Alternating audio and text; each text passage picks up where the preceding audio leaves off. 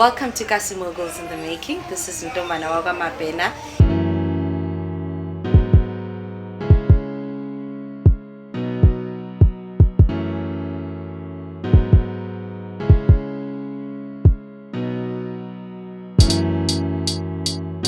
Today we are at this beautiful facility. It is very close to Tembisa. It is at Ebony Park, right on the outskirts of Tembisa. It is called Granite Bar and Lounge, and they have a great selection of menu and drinks, and the entertainment and the ambience, as you can see, is fantastic. So today I am joined by Lebogang Tumi Seaga, the founder of Seaga Valley Wines, a locally owned wine brand. She is born and bred straight out of Tembisa. So welcome. We're happy to have you here.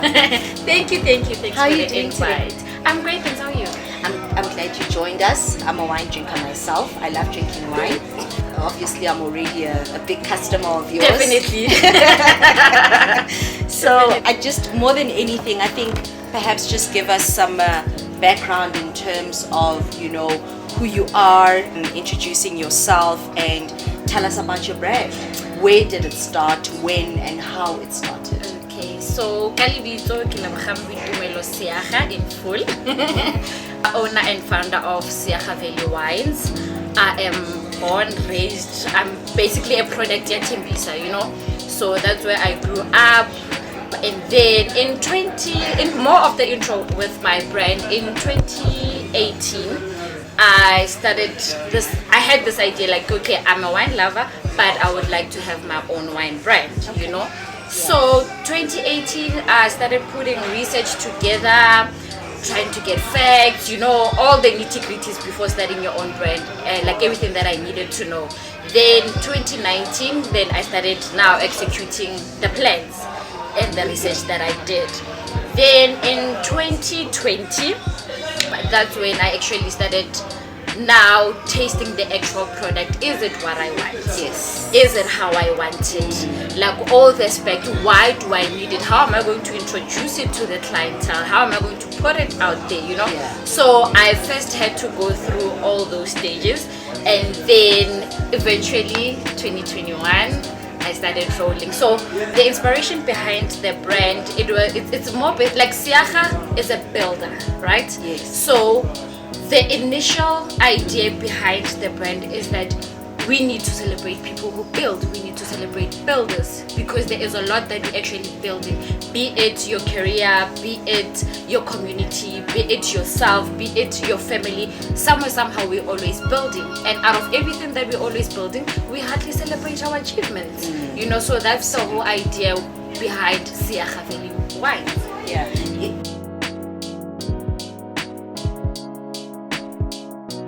As you're speaking, it sounds to me like planning was a big part of it.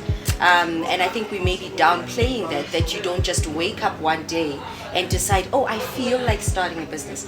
Perhaps, yes, that can make you work towards one, but it sounds to me like there's a lot of planning involved. There is a lot of planning, because like any other person who wants to have their own brand, you need to understand what your market is.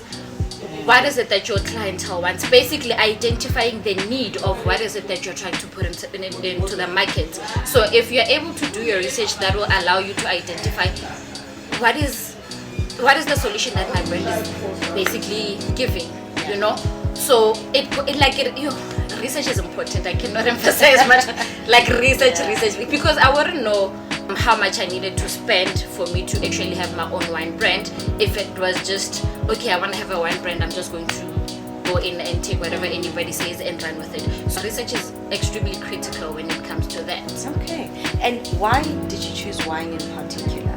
You could have chosen to sell anything. And I mean, look, gin is a big thing in the market right now, has been for the past few years. And I know a couple of locally owned brands of gin, yet not as many wine brands. So why wine? First and foremost, a huge wine drinker myself. I love wine so much, to a point where I actually evaluate everything that has to do with wine, from the bottle, the taste, the ingredients, how it's closed, how it's kept, all of those things. I actually navigate a lot as to what is it that's going on around the wine. So it was about that, and I also realized everyone is doing gin. Yes. You know, so what is it that's different from gin that everybody actually loves, which is wine? And most of the time people drink wine to unwind, to relax, to come down, you know. There is different reasons everybody drinks wine. So having one brand whereby it fulfills the everyday need of everybody was what pushed me.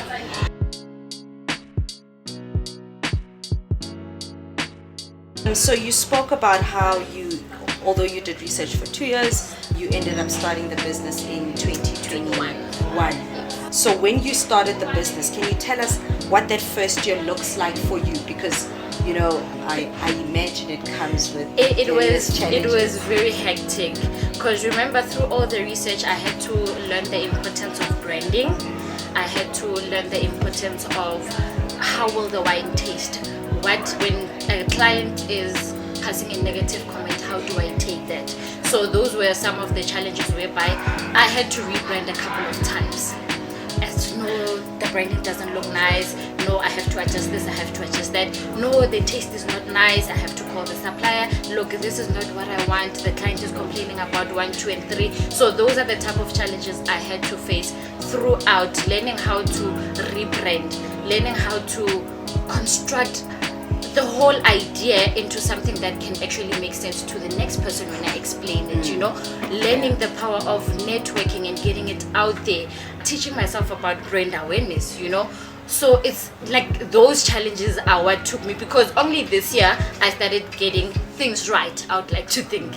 But yeah, throughout the whole of last year, it was a bit of a challenge, because there was a whole lot of negative comments that I had to learn to take in. I had to grow a thick skin to take all those comments. So yeah, I grew from there. So with taking all of that negative feedback, was there any point you felt like, one, giving up, but also any point where you felt like you'd just bitten off more than you could chew, and you started questioning whether you should have started this or not? I never had the thought of giving up whatsoever, but truth is I did shed a lot of tears. I would cry most of the time because I didn't know how to receive a negative comment from my client. I'm trying to please the next person, and then they give negative energy, negative comment. It's painful. Yeah. So taking that and telling myself, you know what, I'm going to push from that, regardless of how many times I fall. I am going to rebrand. Hence it goes back to how many times I've had to rebrand Sgcobile Empire on its own for me to get things right. So with all the negativity that came my way, I've learned a lot. I grew from all of that. I was able to learn how to sustain myself, how to be self-aware of me and the brand, how to actually differentiate who is Lebogang and what is Sgcobile wines, you know. So I had to learn all of that. The big elephant in the room is obviously that a lot of people, when they are planning on starting businesses, one of their biggest questions is, how much money do I need and where will I get it, right? So capital being such a critical deciding factor to starting a business.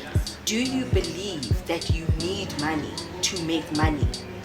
And to what extent do you need to have accumulated money to make money, or do you think it's something that you can build up as time goes by?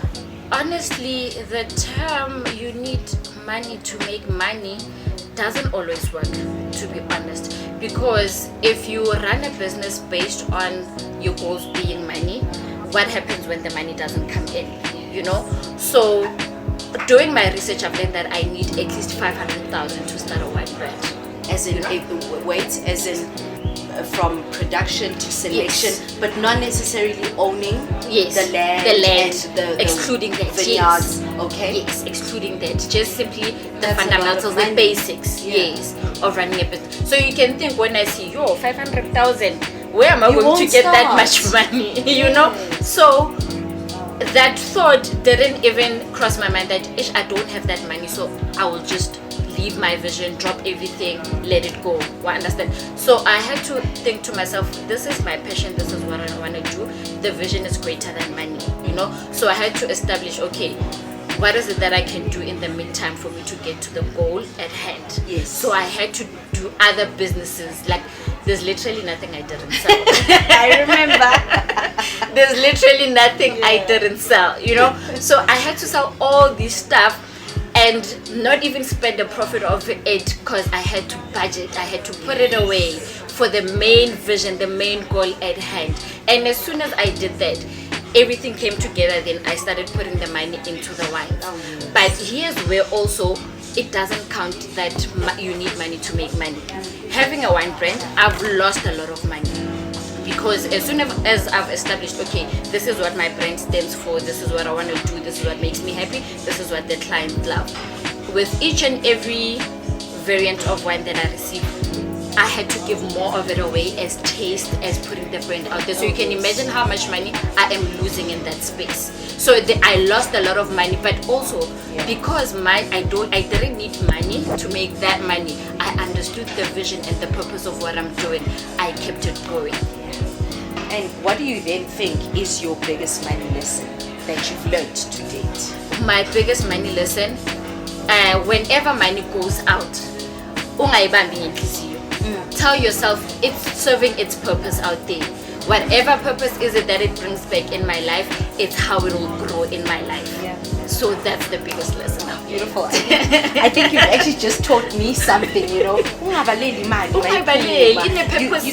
You knew why you're sending it out there. You have a clear understanding of why. Yeah.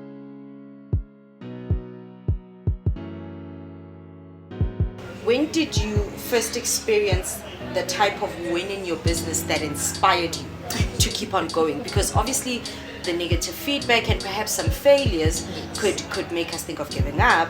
But what was that one win for you where you felt like, no man, there's hope here and I need to keep going? I would say my very first win where I felt like, no, I'm actually getting things right. It's when Tomana Mapena bought 7 bottles of wine at the same time. 7 whole bottles of wine at the same time. And I'm like, from all the troubles that I've been going through, that means I'm getting it right. You know, I'm definitely going to the right direction. So after that, a whole lot of doors opened, whereby now I started getting clients where they're like, every month can you deliver for me 2 boxes of wine? I was like, oh, okay, so this is definitely a win. And then I would say one of my most memorable highlights is what actually happened now recently at Peter's comedy show. You know, I was just there as a staller selling wine, and the power of networking spoke to someone who then opened doors for me to say, oh, we've got a market at Kyalami, come through. I went there and things have been great ever since. I think more than anything, we sit here and we think 7 bottles of wine, how does that make a person happy? But isn't that just the art of small beginnings? Definitely. Because you turn 7 bottles into 70 bottles. That's what happens. And as part of the intention of this show, it is to show people the value of small beginnings, and that we can start small, and we need to be able to identify those small 7-bottle milestones to know that we've made progress, and that our brand obviously has some form of value to our customers. Definitely. Those small beginnings taught me how to actually respect small beginnings. More than anything, it taught me how to respect my brand. It also taught me how to actually stand my ground when it comes to my brand because of those small beginnings. The respect that came with those small beginnings is what actually built me. Because today I can stand up and firmly say, you know what, I did it. As far as I am not where I want to be, I can stand firm and say, you know what, I've achieved a milestone from where I was 2 years ago. So definitely. What are the emotional and mental demands of being an entrepreneur? I mean, at the end of the day, before we're even entrepreneurs, we are already fully existing individuals, fully functional existing individuals who have families, responsibilities, whether it's work or school, whatever the case may be. So then once you take that decision to become an entrepreneur, what is just the impact and what do you need, what space do you need to be in emotionally and mentally to be able to run a successful business? Honestly, it requires a lot. There is a whole lot of mind shift that needs to happen. There is a lot of emotional shifting that needs to happen. there are a lot of people that you need to subtract in your life. Sure. There are a lot of feelings that you need to safeguard. You need to grow a thick skin. Being the type of person that I am, nyazwelana. Yeah. So I had to learn to put that aside. Yes. And always know whatever isn't that I think won't always come out as it is, you know. So I had to grow that mental strength to say, you know what, not every time everything will go how I wanted. I had to cry several times for me to understand, you know, things do go wrong. But it's the consistency that I will keep on going at that pace that will also push me to, okay, this is the mental state I need to be in.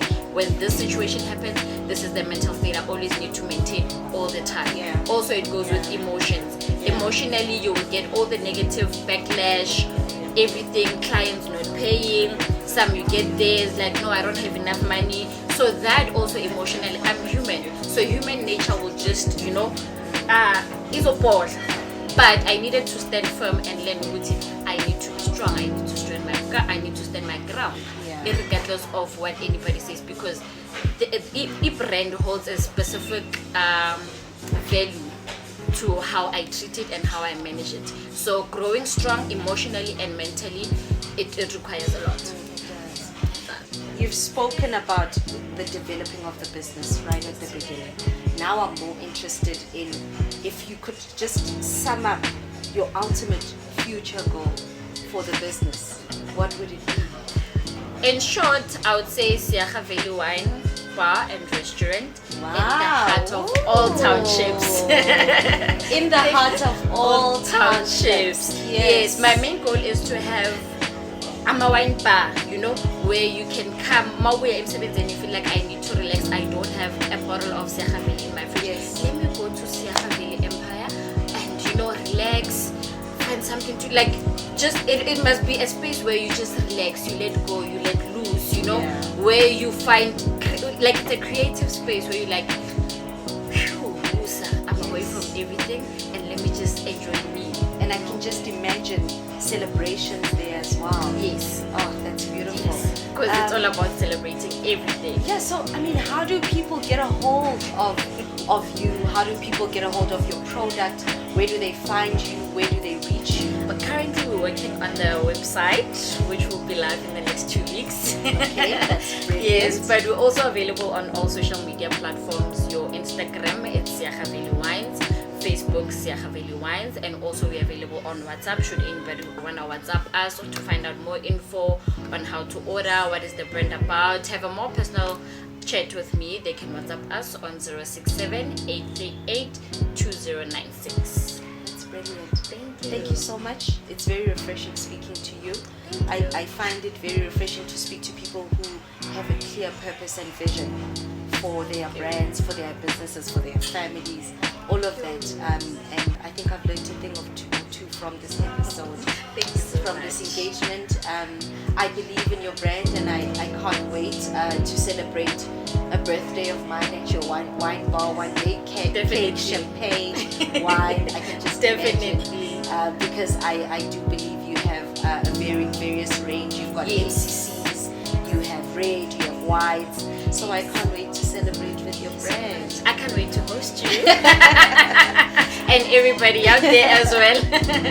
Thank you so much for joining us on this episode. I hope that as a Kasi entrepreneur, you feel inspired, you feel motivated by Tumi's story, and I hope more than anything that it was just a push to make you believe that anything is possible. See you next time.